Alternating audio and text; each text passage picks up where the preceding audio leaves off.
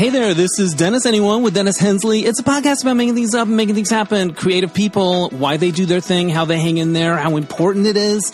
These are the things that I love to talk about because I think art and creativity make the tough times bearable. We need our artists, but it can be hard to be an artist, so I like to lift them up. Today I have two guests. There's a new movie coming out called Bookends. It is playing at Outfest for one night only on the 12th of April, and then it's going to be making the festival circuit. It is written by and stars a gentleman named Noam Ash, and it is directed by Mike Doyle, who has been on the podcast before with a film from, I believe it was like 2019 when we spoke. I know it was before the pandemic. It was called Sell By Then, and then it became something else, but I'm not quite sure. I can't remember right now. So I'll talk to Mike about it. I talked to him about it in the interview. We take a little trip down memory lane about when we talked and why it feels like it was 2 years ago and it was probably 7. Anyway, the movie Bookends is, it sneaks up on you. It's got a sweetness to it. And then by the end, I was really moved. It's about a young writer who's trying to make sense of his life in New York City. And a lot of stuff goes wrong and he ends up moving in with his grandparents, who are played by F. Murray Abraham and Caroline Aaron, who are wonderful. And I didn't have grandparents that were really that you get to know. You know, I had one set that were alive when I was growing up, and they were much older by that time. And I have memories of being at their house and stuff, but I didn't really have a relationship with them. And so I watched this, going, "Wow, what a cool thing to have grandparents." And get to know them and learn about their lives and how it affects your life. And anyway, I really enjoyed this conversation with Noam and Mike. But before we get to the interview, I want to remind you that this podcast is brought to you by me pretty much. There are a few things you can do to support it, though, if you enjoy it. You can go to DennisAnyone.net and leave a tip in my virtual tip jar. Help me cover my expenses, web hosting, and things like that. I always appreciate that. You can also subscribe to my Patreon and Substack spin-off podcast called Dennis Hensley's Happy and Gay. I end every episode with some musings on happiness, the science of it. I find that topic really interesting.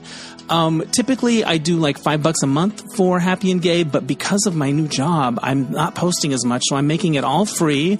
If you're currently a paying member, I appreciate it, but if you wanted to cancel, I would totally understand. But that's where we are with that. But it is fun. It is fun, and I enjoy doing it. But bitch got busy, man. But having a full-time job is a thing, you guys. I mean, it's great, but it's a thing, and I'm grateful for it, and I'm making it work somehow, some way. What else can I tell you? Oh, I have a new game called Search Party, and if you want to order it, you can do that through my website, youdonttknowmylife.com.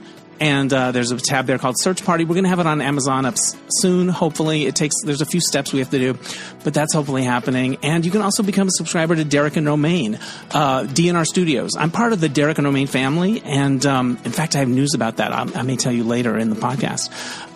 And for a monthly fee, you get my show early, and you get all these other great queer shows. So become a subscriber to DNR Studios. It's a cool thing. All the kids are doing it. So go to dnrstudios.com and learn about that. All right. Enough of the plugs. Here now are two of the gentlemen from the movie Bookends. We've got the writer and actor Noam Ash and director Mike Doyle.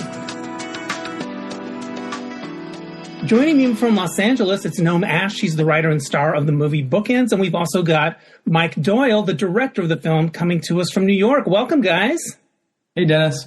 Hey, nice to be here. Now, Mike was on the podcast before the pandemic. It feels like it was 2 years ago. It was like 7. I don't know what's happening with time, but it's crazy. That was 2019, right? 2019. Yep. Yeah. Yep. And remind me the name of the film. I really enjoyed it. And I'm blanking on the name. It was called Sell By when we met on the festival circuit, and then when the distributors picked it up, they changed the name to Almost Love. So it is called Almost Love, formerly known as Sell By. I remember that. Okay. All right. There you go. Yeah. So people can go back and check that out. I really enjoyed it. So Noam, this story feels very personal to me. It feels like I saw the dedication at the end of it. It felt just like very like you were opening up your heart and going, here you go, people. So how do you describe Bookends to people that don't know anything about it? Well, Bookends is a film that's inspired by the year that I lived with my grandparents. It follows the journey of a young writer who finds out that his boyfriend is cheating on him, and he sort of has allowed himself to become dependent. He has no real other options, and he ends up moving into his grandparents' old age home. And lots of laughs and heartfelt moments ensue. It is a film that is very personal to me. I did spend a year living with my grandparents, not in a retirement community.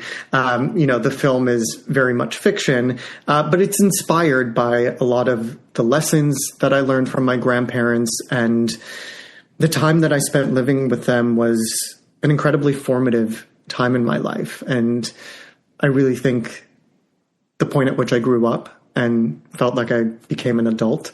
And part of that is because of what people at opposite ends of life's journey can really help and teach each other.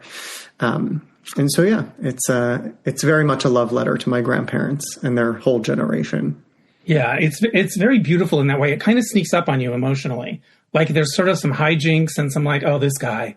And then suddenly you're like, oh, wow, there's something so beautiful. And the grandparents are played by F. Murray Abraham and Caroline Aaron. And Caroline especially, she doesn't feel like she's acting. She just feels like a woman.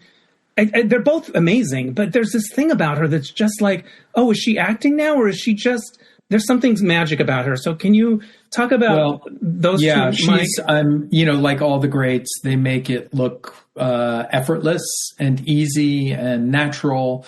But there's a lot of craft in her performance. And it takes someone of her stature and experience to really, make you feel like she's speaking just off the cuff, that the whole thing's improvised. But I mean, I think in many ways, as much as this is the story of Nate's journey, it's also the story of Miriam's journey, her character. And it was really exciting to see that really, I knew that their relationship was central to the story, but to see that really bubble through, especially with Caroline's performance. And to your earlier point of, yes, there's comedy and then the emotion sneaks up on you. I think that's the genius in the construction of the film, that it does work on one level, but there's a lot of things that Noam put into the script to build that emotional response. So ultimately, you leave the theater feeling like you've laughed your guts out and you've cried your heart out, and that's a real testament to the writing. How did you get involved, Mike? How did you guys meet? Henry Russell Bergstein, who was the casting director on my first film, Almost Love, or formerly known as Sell By, he came on to this project as a producer and casting director. And when they were looking for directors, he suggested me, and we met, and we had a very good meeting. I got the script and I tore through it and actually returned my response, and I think it was 24 hours. Yeah, it was too quick because I saw his name in my inbox. I was like, well, that's a pass. Like nobody responds that quickly unless it's to say no, thank you. But I was pleasantly surprised that it was right. It's that old screenplay thing where if I don't make it past the first 10 pages, it's a no, and you're like, right. Oh, okay. Well, yeah. But it was a yes. He was right. He was right into it. Yeah. How old were you when you lived with your grandparents? Like, what was that time like? Yeah, I was around 27, I think 27, 28. Yeah. And was it a similar instigating thing that had you move in there, or was it a totally different kind of situation? I mean, no, not exactly. As I say, a lot of the film is, I like to say that sometimes you have to get away from reality to get closer to the truth. So, I had an emotional experience and a growing up experience living with my grandparents. And then it sort of becomes a question of how do I set up the character to have the most satisfying journey in terms of an inciting incident and, where they start and what drives them to make sure that they go from their lowest low to their highest high and, all of the roller coaster in between. So no, it's not real life. It's a movie. Well, watching it was like I had one set of grandparents that were alive after I was born, and they were much older. So they weren't they were people that I saw and spent time with, but I didn't have a relationship with them. Like we never really spoke. They were pretty old by the time I came along. Mike, did you have grandparents that you had relationships with? Is that a relationship I you did, had? yeah. I was very close to my maternal grandparents, and I think that's one of the things that really jumped out off the page for me was that relationship with the grandparents, and I was curious to explore that. Hopefully in a way that we hadn't quite seen before, but was truthful to my experience and truthful to Noam's experience. And, funnily enough, Murray, when we shot it, Murray's 86 now. He was 85 at the time. Mm-hmm. Caroline is in her 70s. So they're considerably older than my grandparents were when I was growing up, and yet they have this vivacity and this life force that I feel is so truthful and so unexpected. Infectious. Sorry, infectious. It's infectious to be around. Yeah, because I feel like I was thinking about what's special about grandparent relationships, and of course they're all different. But it feels like it has the potential to be a relationship where you're not your family, but you're not a reflection of how they did as parents. In other words, they have a little bit of distance, so they can kind of see you in a different way. Where it's not you have a common enemy. You have a common enemy. Yeah, right. I love that you never see the parents. You never see the parents in this movie, which I kind of love that. No phone calls. They're like, nope, we're not going there. I thought that was kind of cool. But also they've been through things and they've lived and they've got some wisdom. So I thought that was quite cool. Well, that was the thing that, was really important to me. I consider my relationship with my grandparents to be one of the greatest blessings of my life. And there's very few relationships there that you go like through all the stages of life in such a compressed timeline. It goes from, they're the ones bathing you in the kitchen sink when you're a baby. Right. And then they get to see you through when you're a teenager. And I, was very lucky. I got to keep my grandparents into my early 30s. And there's that thing, which if we're lucky, eventually happens with parents as well, but much further down the line. But when you're still just becoming an adult and they're already entering the final stage of their life. And so there's something about that relationship where you kind of experience everything. And it also, for them, it reinvigorates them with youth, right? For them, I think it was very exciting to have someone at the beginning of their life who is just forming his identity and making his plan, moving in. There's something very energizing about that to have, it's sort of like with dogs, right? When you get a puppy, the dog lives longer. It's, there's something about that where the grandparent-grandchild relationship is uniquely positioned to really benefit both sides so much. Yeah. And usually, in films, I think there's a tendency sometimes to fall into some tropes when you're portraying these intergenerational relationships and older people and grandparents. And what I also, loved about the script and what I strive to do with the relationship is to present this generation of people, this older generation of people, in a different light. And, give them autonomy and agency and specificity and dimension. And, because oftentimes we don't see that. We see it, as the quippy grandfather or the, tropey grandmother who comes in to, pops her head in and those characters aren't often fully realized. And that's what was really fun, especially working with Murray and with Caroline, is that you had these extraordinary actors who were able to give even further dimension to what Noam had written. Yeah, and you talk to them about their lives. And I noticed this too when you talk to older generations. Like, they were just like, oh, that's just how it was. Yeah, we just met and we were in the war. And there was this sort of like, I don't know. I guess maybe we have so many choices. Things seem so open to us that it's almost befuddling. And they're like, well, she was the girl across the dance, and I just talked to her, and that was it. Like, it feels like they connected easier.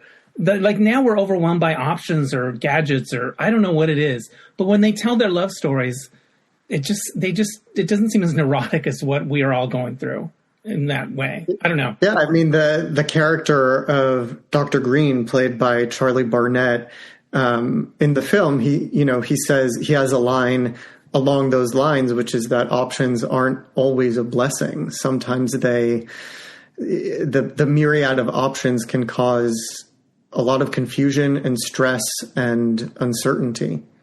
Right. And sort of with the grandparents, it wasn't sort of this epic love story that was like, but it was just sort of, it grew over time, and it was a friendship, and it was like the way they talked about their relationship was very grounded, and I thought I related to it. I thought it was cool. Here's a shallow question.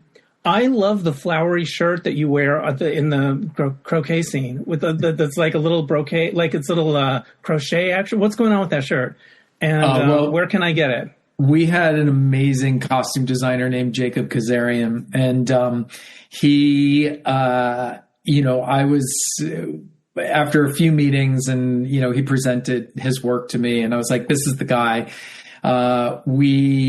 I just let him run with it. And we knew that we had to, through wardrobe, we can tell a story as you always do in a film. And we tell a story of Nate's character as he goes from the city into the country. And that shirt, that crocheted shirt, was especially, after we wrapped, I had it for a few months, and I wore it a few places, and I just returned it to its rightful owner, who is Noam. And I don't know where Jacob got that shirt, but it's a good one. See, you couldn't resist that shirt either. You had to have it. Nope. Yeah, that shirt is great. Enchanting. I wonder if I put a picture of it into AI, I could say, where did they get this shirt from? Anyway, that's another story. Yeah, it's good. I don't want to say the name of the store because I'm not entirely sure that that's where it was, but I was out shopping and I saw it. I saw a similar shirt. I was like, oh my God, there's this shirt. But I don't remember where. Yeah. But I love that you mentioned the costumes and the shirt. One of my favorite parts about filmmaking is just how collaborative a process it is, and how each artist brings in something that, you really don't imagine. I say this a lot that, when I wrote the film, obviously I'm playing it in my head as I'm writing it. Right. And the film that I had imagined is nothing like the film that we made. And the film that we made is so much better and so much richer than what I could have possibly imagined. And a lot of that is, of course, Mike, putting his stamp on the film as the director. But it's also all of these little details. I mean, I'm embarrassed to say I never thought about the costumes when I wrote it. It never even occurred to me. And, 10 days before shooting, I was like, just send, we're a low budget film, send them, maybe we'll be able to use some of your clothes. And I was like, yeah, of course, no problem. And I send Jacob, like 20 pictures of all my clothes, and I don't hear back. It's just like, you didn't get that email right away. And then, I would take that so later, personally. Like, Jacob he texts Mike and he's like, he cannot use any of his clothes.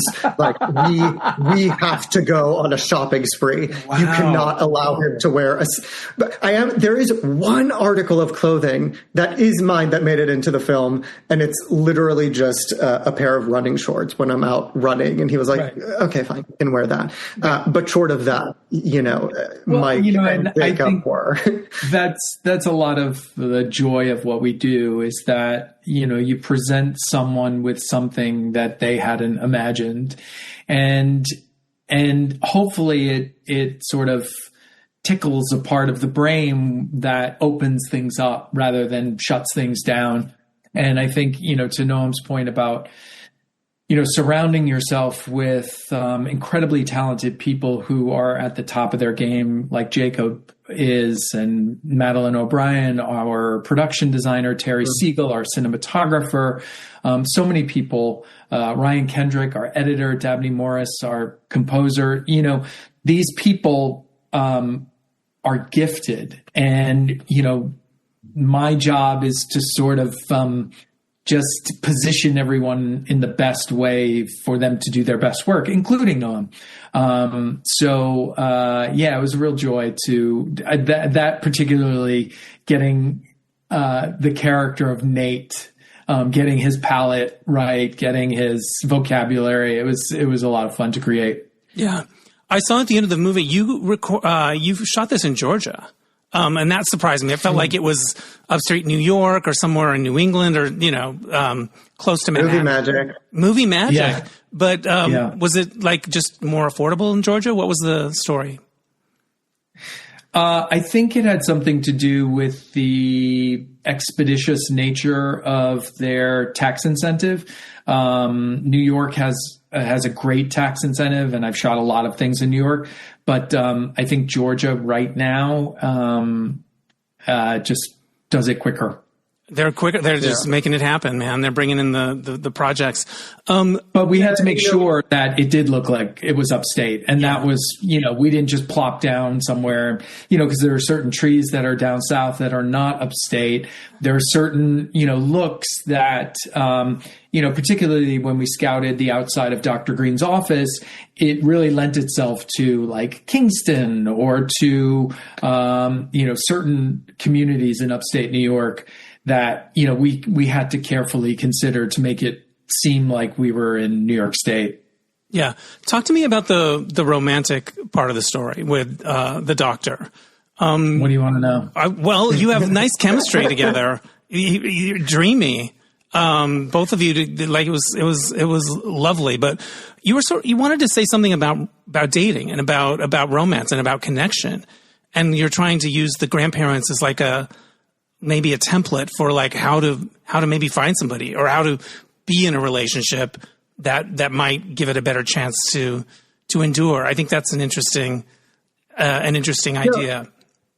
Well, again, I think that's absolutely right. And Nate does learn a lot from his grandparents, but also he challenges his grandparents. Some of their assumptions about dating are things that Nate can't possibly imagine, like getting married before you've ever had sex with the person, like that, Nate cannot wrap his mind around that. Right.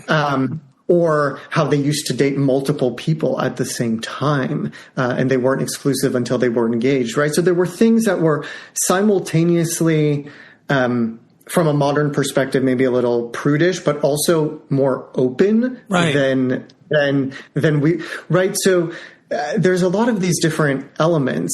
But I think the question that Nate is ultimately grappling with when it comes to his relationships is what actually matters. And in the beginning of the film, he sort of has a criteria of what he thinks a good partner is.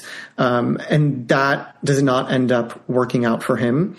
And then he meets someone really unexpected in Dr. Green, and someone who he probably would not have gone for, living up in the country. There's not a lot of social status. It's not fabulous parties every day. And he's sort of enamored by him.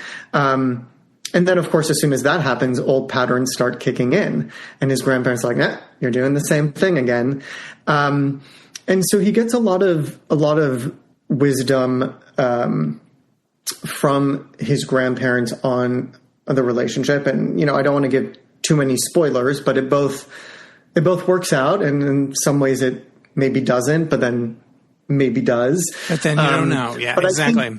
And then speaking to their chemistry, I mean, Charlie Barnett is a dream of an actor and a dream of a person. And he is, I was so thrilled to work with him. I've known Charlie for a long time, and he has a wonderful, like, first of all, he's a really gifted actor, but he just has a wonderful presence about him. And it was nice to Charlie and Noam met prior to coming to shoot, before we started shooting. So, they were able to establish some of that chemistry, but the two of them really, hit it off, wonderfully on screen and off screen, which isn't always the case. Right. Well, and a lot of that is really thanks to Mike. Mike really fostered this very comfortable and supportive and respectful environment on set. And I like to say that it was like adult summer camp. We were all down there in Georgia filming. And we were together all the time, 24 hours a day. It's not like when you film in the city where you live and you go home to your family, your friend. We were just together all the time. It was me, Murray, and Caroline and Charlie in the same hotel. And it's like breakfast, lunch, and dinner. And so you become this family, and it extends off screen. And then we bring it on screen as well. Mike, what was it like for you to direct an actor who wrote the script? Did that ever come into conflict, or how did that work? No, it didn't come into conflict. It was, I think what I strived to do, because Noam was wearing many hats. And a very cute shirt. Yes, not literal hats, but he was also a producer, and he is, he's a real force of nature as a multi-hyphenate, and someone who's able to make an independent film happen has to be firing on all pistons at all times. But as an actor, I only needed him to fire on a certain set of pistons. And in fact, I had to silo him and keep him sequestered. And I made it very clear to the rest of the producing team, like, he's just an actor now. But then I also had the benefit of, this is the actor who also wrote the script. So while I knew that there were certain things that I had to keep crafting in terms of telling the story of the film, which is different than the story of the script, in very nuanced ways. Whenever I would hit something, I had my writer right there, and the two of us would sort of spitball and workshop things together, or I would pitch something to Noam and be like, what about this here? And very often it was like, that's great. And then other times we would, mind meld and figure out, there were certain scenes that we had to recreate because we didn't have the location for them. And so it was really wonderful to have the person who knows the DNA of the script right by your side. Because oftentimes, if you're not directing your own work, the writer isn't as present on a film. So it was a real additive plus, and a privilege to do that. I love that. Noam, what was the impetus for creating something for yourself? Or were you an actor that was like, you know what, I want to do more, I'm just going to write my own thing? Or were you more of a writer that was like, I can play this part? Like, how did you come at this? I have been, a creator, both as an actor and as a writer for many years. I've sort of always been the kind of artist that develops his own work. I find it very difficult to sit still and wait for things to happen. Right. So I'm constantly making things, and it goes through phases. Prior to this, I had. I started my career with a web series called My Gay Roommate. And this was way back in the Stone Age in 2012, when nobody was doing web series. And the whole idea of putting something narrative on YouTube was entirely novel. And that was a show that as you can guess from the title, it was a college-based show, and it was very much based on my experiences in college, and it was also a vehicle for me as an actor. And that went on for several years, and we finished with 3 seasons and 11 million viewers. And then after that, I sort of took a departure, and I sold the show to Sony, and that was a show that I wrote and I wasn't going to be in. And then this, it felt so personal and like a story that I wanted to tell. And so I think ultimately it really comes down to each specific project that I come onto. And if it's something where I feel that this is a story that I need to tell, this is, my voice, this is a story that I know what I want, then I come, then it's a vehicle. And then other times, it's not, right? So, it's great fun.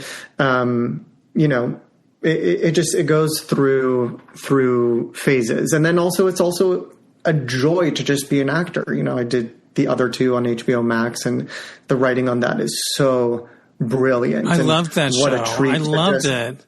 Oh my God. It's so good. And, what a treat to just get a script and you're like, oh my God, this is so brilliant and great. And I didn't have to do anything. Right. You just got to show up. Yeah, exactly. So it's all a treat. How hard was it to get made? Because I talk to other filmmakers and they say sometimes it's getting harder and harder to get things off the ground, but sometimes things come together. Well, they do come together for sure, but I think every indie film you see is a complete miracle. Right. It is. Yeah. It is so freaking difficult. It is a boulder. It is a boulder at the bottom of a hill, and it remains there for a long time. And then it's, you keep persisting, and you're able to bring together a group of people that are able to make it happen. But I don't know if it's harder. It's certainly not easier than when I made my first film. Right. But I would imagine it's as hard, if not harder now. I don't know if it's harder. I just think it's always hard. Yeah. Yeah. Mike, you've directed one film before or more than one? 2. This is my third. This is your third. Yeah. What did you learn on those first 2 that you're like, oh, this time I know this? Like how does the learning curve work from film to film? Oh gosh, I don't know if it's a curve. It's it's a sine cosine. It's like you learn some things and then you're completely deficient, and then you're constantly, I think to answer that question specifically, I think you learn. I'm fortunate enough to come to it as an actor, so I consider that like many other actor directors, greats like Clint Eastwood or many others, that I consider it a talent that I am able to work with actors and speak their language. I think on my second film, because it was much smaller footprint, I learned a lot more about the editorial aspects and constructing story with visual components and pieces, and knowing exactly, where the camera needs to be. But I'm always amazed and thrilled by how much I learn every single time. Yeah. There's a scene where you're playing croquet. It's very Heathers, which I like. But there's a conversation happening about the doctor character who had an artist side of himself. He was into music and he chose not to pursue it. And I think about that a lot, that rub of like, I picked this road. It's pretty hard. Was there another one I should have taken? That stuff. All of my artist friends go through that. Did you guys ever consider doing anything else? Was there ever another road that was like, maybe that? Or did you ever question the path you chose to be a creative person? I think I question it all the time. Right. Exactly. What day is it? Exactly. I in a, you know, in a healthy way, not in a like, oh, I'm throwing in the towel, but like you have to question it because it's so hard, even in success, that you're like, why do I continue? And, you know, you continue. You know, it's funny, to answer the first part of the question, I didn't, you know, I went to undergrad for economics and then I went to drama school to study to be an actor. But I didn't really consider, I think Nate says it best in the film, people with backup plans fail. And not to say that. Right. But that's a thing we always hear or we tell ourselves. That's a thing that you think about. But I didn't have a backup plan. And I just kept, you know, the bucket is filled with lots of drops. And in the beginning, those drops feel like they add up to absolutely nothing. And then you look back and you're like, oh, that's not a bad career that I've. That's not a bad little bucket. It's not a bad little bucket. Pale. Yeah. It's a little pale. Yeah. What about that theme for you, Noam? How do you look at that? I don't want to speak for all artists, but certainly in my experience, self-doubt is a huge element of it. And, you know, even in that scene, Nate speaks to that where, you know, Daniel is telling him how brave he is for going after what he wants. And he's like, yeah, but what if I spend all this time doing it and it ends up adding up to nothing? Yeah. Am I brave or stupid? Like, yeah. Right. And the thing that I have personally, you know, sometimes I long for the confidence that I had when I was 18 making these decisions. I mean, I have so many more doubts as I get older that, you know, when I was young, I had it all figured out. You know, I knew exactly how it was all going to go and work out. And I think part of growing up is, you know, you learn to embrace the surprises and that each path is different.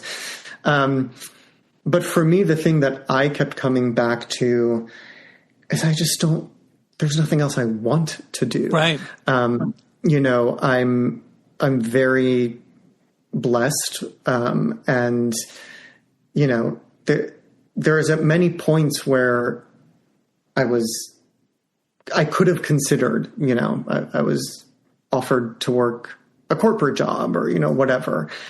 And I just never had the desire to do that. And so where I think I landed with it is that you sort of get detached from the result. And of course you want the result to be good. Everyone wants the result to be good.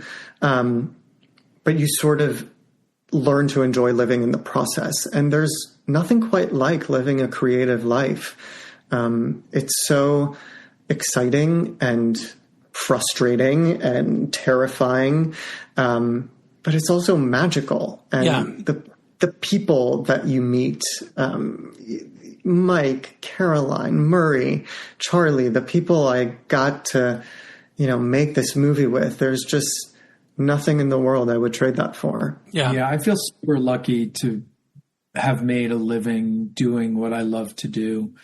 And I think, you know, as I get older, I think, you know, to piggyback on what Noam was saying about removing myself from the result and really enjoy the process.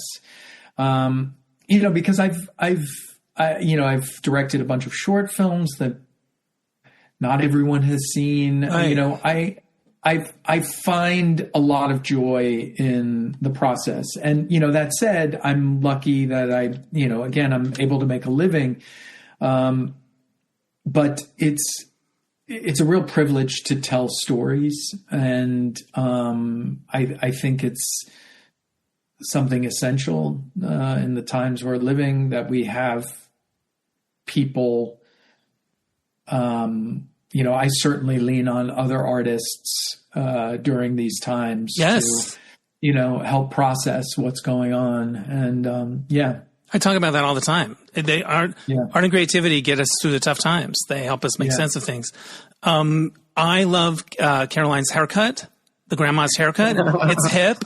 It's not. It's right up there with the little crochet top. It's like, Like, it's a statement. It's a statement cut, but she pulls it off. She pulls it off. Sure does. Yeah. Did F. Murray Abraham bring his Oscar to set, or did he just know where it was? It's at home. Of course, you're referencing the lore of F. Murray Abraham, that he has his Oscar with him everywhere. Oh no, I didn't know that was a thing. I just remembered that he won it, and I thought maybe when he's on stage, he has it everywhere. He didn't. I didn't know that was a thing. He didn't. No, he didn't travel with it this time. No. But a funny story: years ago, when Caroline was studying at HB Studio in New York, this was in the 80s. They were going to have a guest speaker, and it was going to be F. Murray Abraham. And it was during Amadeus times. And they were like, oh, I don't think he's going to make it because the Oscars are here. Turns out, not only did he make it, he made it after the Oscars when he won the Oscar. So Caroline brings a friend of hers who's like a lawyer to her acting class, just like, oh, this will be fun. You can sit in and see what we do. Right. But what Murray did in visiting this master class, he had everyone sit in a circle, and Caroline, all the actors, and Caroline's non-actor friend, and they took his Oscar, and he said, give us a speech. And they all went around with his Oscar giving a speech. And Caroline said her friend was so horrified after that. She's like, I am never coming to an acting class again. Just because she was so, like, Caroline was like, wasn't that the most amazing thing? Yeah. Which it was, of course. But to a non-actor, she felt, on the spot. Of course. Yeah. What a story. That's amazing. That's so great. I'm looking at my list here. What does the title mean? Where does the title come from? Bookends. So it's fun. We had a lot of conversations about the title. I have an idea of it resonates for me. I just wanted to hear what you think, because I think it's what's your idea? What's your idea? It's sort of like the beginning and the end of life, like starting out, and you know what I mean. There's a generation in the middle that's not really what the story's about.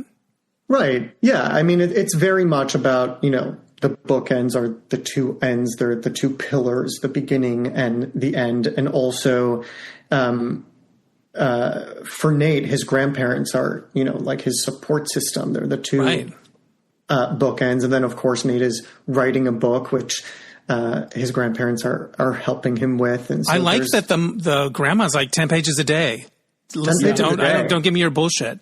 He's trying to, end the book. He's trying to finish the book.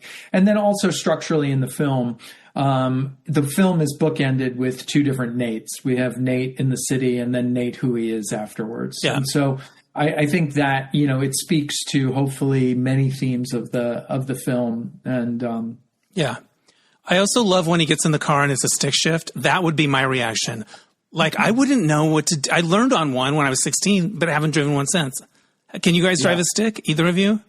I learned on a stick as well. Could you do it though today? Well, What's that? I also learned on a stick and claimed that I could do it, but we did have a slight mishap on our second. Did you run over somebody or something? No.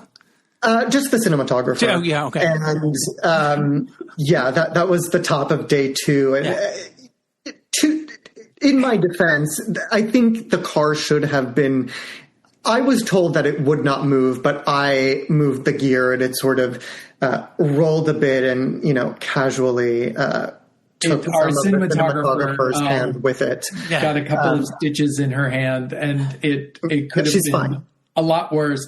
But in the game of telephone that happens on a film set, Caroline was at base camp away from the set, her first day, and they kept delaying her. And she said, "Oh, I hear that the movie's gonna stop production because the lead actor ran over the cinematographer." Right. Thankfully, that did not happen, but it could have. There you go. Yeah, things happen like this. But I think that thing with the stick shift. Of course, a lot of it is comedy and. But there's also something about how, we're like so quote unquote sophisticated with our modern technology. But a lot of the times we don't actually know how things work. Right. They just, we get in the car, it drives. You turn on the computer, it turns on. How many of us actually understand how a computer works, right? As the tools get more sophisticated, we sometimes get a little less sophisticated in our reliance on them. And so that's also part of a thematic thing in the film where Nate's grandparents are pushing him, like, do you actually understand what you're doing, what your actions are? And so, of course, the stick shift is a gag and it's for laughs, and it always gets a great laugh in the theater. But there's also, that choice was made specifically because here he is, you guys can't send an email because you're so old, but he doesn't even know how a car works. Right. Exactly. Right. And he needs to grow up, and he needs to dig deeper and be more capable and step it up. And that comes through great. You dedicate the film at the end to your grandparents. I see that. Yeah. What do you think they would think of the film? Well, they knew I was writing it. Right. I was extraordinarily lucky. Both my grandparents made it to 96. Wow. They had long, wonderful, full lives. And they knew that I was writing it. They never got to see it through production or the finished product. But I think my grandfather especially would think that it is very fitting that he be portrayed by an Academy Award winner. Of course. I think he would find that very appropriate. And I think my grandmother would be thrilled with Caroline and everything that she brought to her version of the character. I hope, my grandparents did have a lot of concerns about whether I was on the right path in life and if things would work out. And I hope and I trust that had they seen the film, and especially the way that it ends, they would have known that, yes, everything's going to be okay. And also that it's in large part thanks to them. Oh, that's beautiful. Would your grandmother have liked the haircut? Would she have been like, oh, that's cool. Let's say up as modern. Oh, yeah. She was she would have loved the haircut, the brooch, she would know all about it.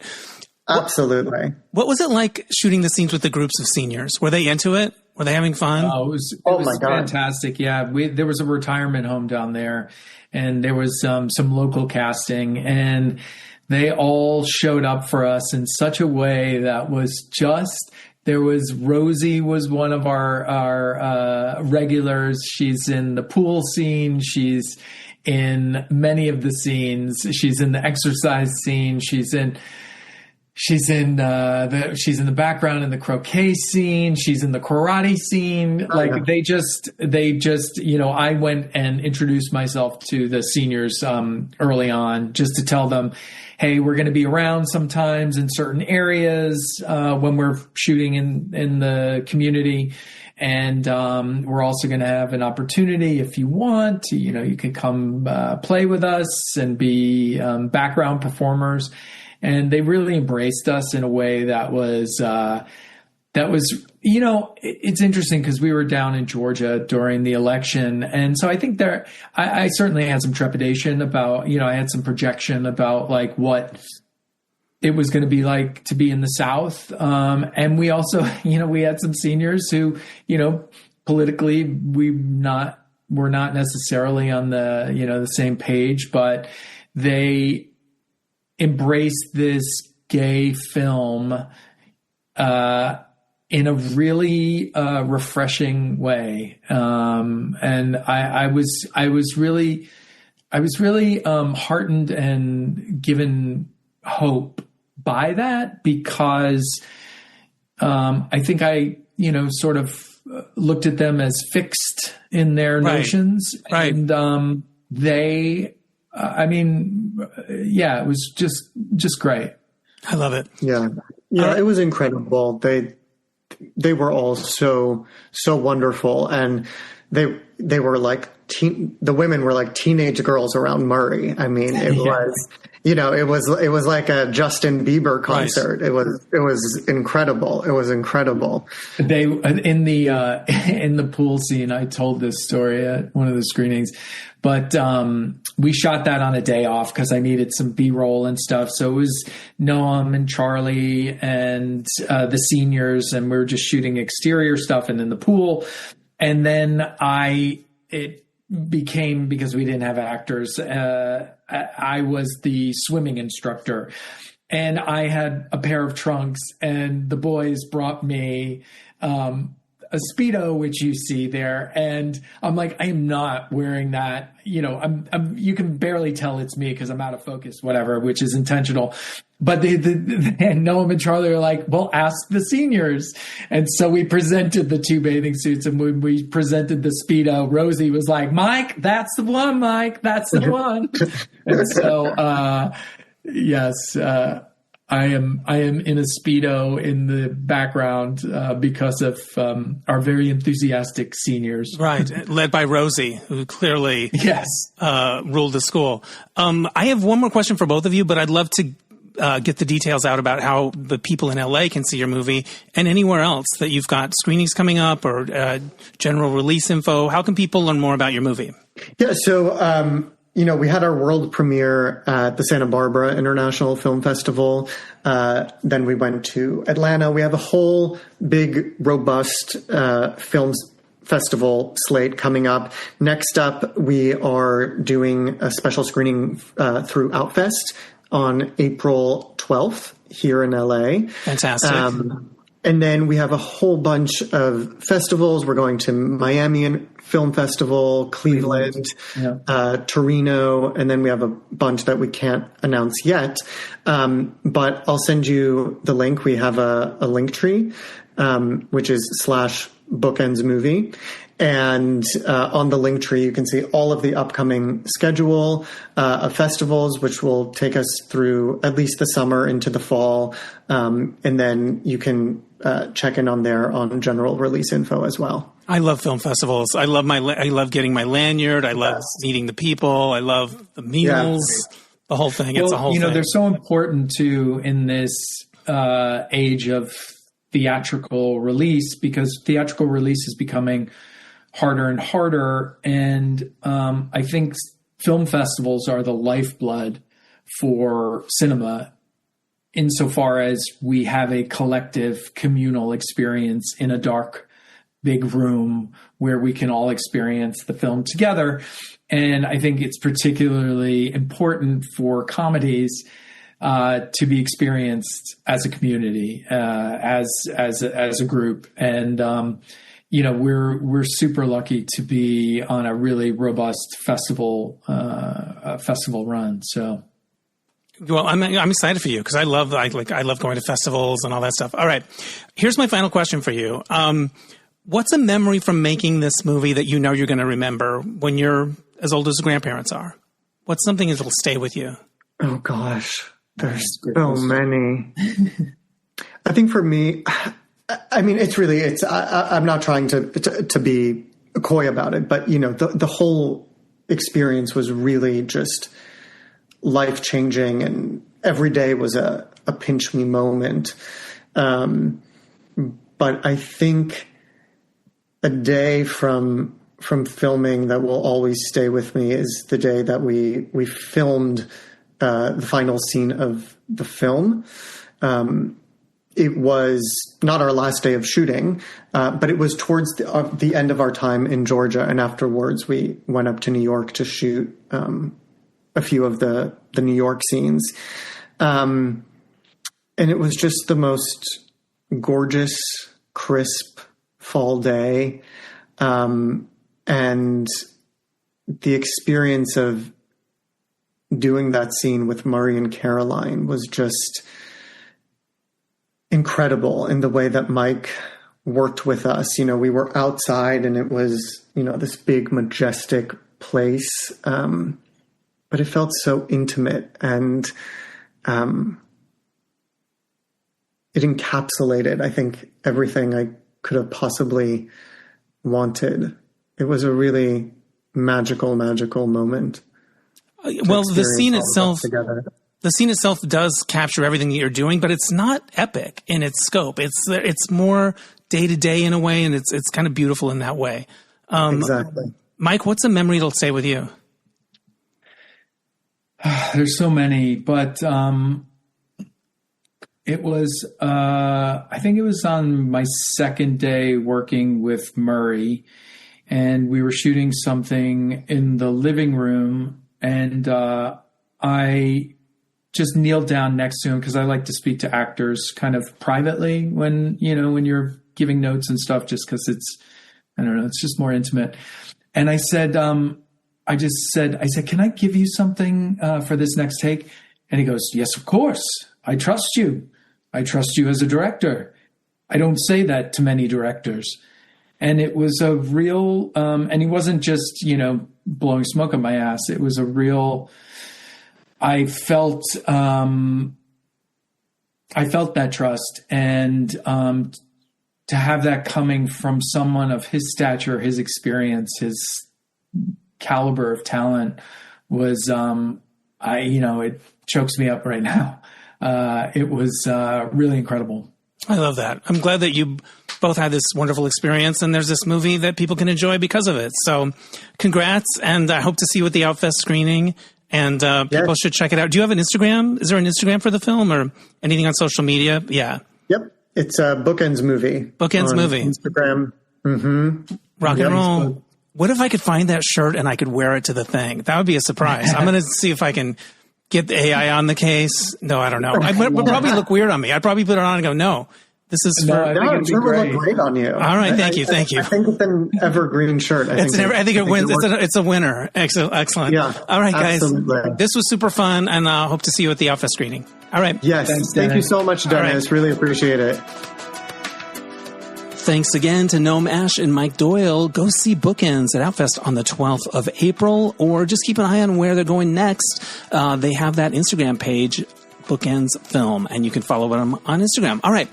So this happened. I've been seeing a ton of stuff, you guys. A lot of plays, a lot of fun things like that. I saw Steel Magnolias, the play, which I'd never seen before, at the Group Repertory Theater in Burbank. And I knew the movie, of course, and the play is wonderful. It's very much like the movie. Lines that you remember, moments that you remember, but the cast was great, and I was really into it. And then I saw this wonderful play at the Latino Theater Company at the LATC downtown, a building I haven't been in like 20 years, and I forgot how cool it is, what a vibe it is. Anyway, the play is called Level Up, and it's being promoted as like a family play, so bring the young people and stuff like that. But it's I was expecting like children's theater.